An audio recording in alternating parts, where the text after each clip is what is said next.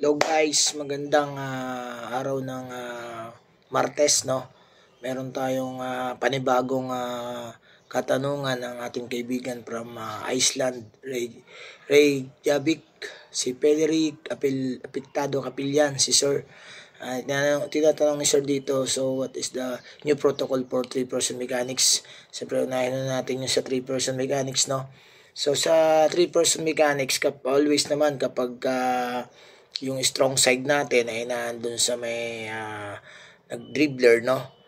Between the lead official and the trail. So yun yung strong side natin. Kapag yan ay opposite sa pinaka score table at ang tumawag ay ang na trail, so opposite siya, signal niya yung foul, nature ng foul, then direction of play kapag hindi sa act of shooting. Yung ating protocol dyan ay wala tayo dyang magiging switching, no? So yan pa rin yung magiging pesto ni trail. So yan po yung isa dun sa ating kasagutan dun sa tanong ni Sir. Ang protocol naman on IRS. So sa IRS kailangan po meron tayong initial call. So siyempre kung authorize yung instant replay dun sa ating game, yun yung ating gagawin dyan. So, kapag i-communicate yan dun sa crew chief, yung crew chief ay hindi pwedeng may ibang coaches o hindi authorized dun sa pinaka-IRS natin, no, review. So, yan yung kaimportante ng protocol ng IRS.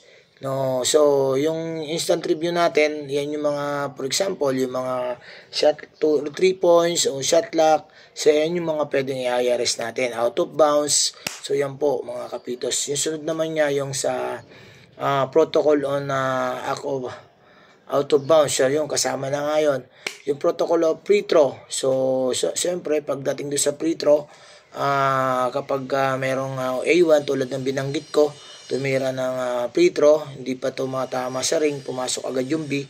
So pag airball siya, so magkakaroon tayo ng held ball. Yun po yung sa free throw natin, protocol natin, no? So doon naman po sa protocol naman sa 3-point, kapag nakita natin minsan kailangan yung trail, kapag minsan kasi yung titingnan natin dyan, yung pagtira ng player, yung A1, kapag clear sa 3-point siya, pag nag-success yan, yung center official siya, may mirror siya, no? So dalawa silang tataas kapag successful. So doon naman sa shot clock, siyempre titingnan muna natin mga kapitos kung pasok yung niya, yung na-release ba muna yung bola bago tumunog yung sounding error na shot clock. So ang titingnan natin diyan, kapag kaganyan, for example, A1 ang tumira at yung bola ay biglang nag-bounce at nakuha naman ng deep opponent agad. So kahit sabay na siya, hindi na natin dapat i-violate, no? So bola na po ng diretso po yung ating oras at shot clock uli. So doon naman po sa last shot naman, kapag titingnan natin ang protocol dyan, kapag siya ay na-release bago tumunog yung buzzer, no? So titingnan, yan ay makikita natin kung siya ba ay release bago siya tumunog. Pag siya ay hawak pa at biglang nag-buzzer, so hindi nanalipay na natin yung basket.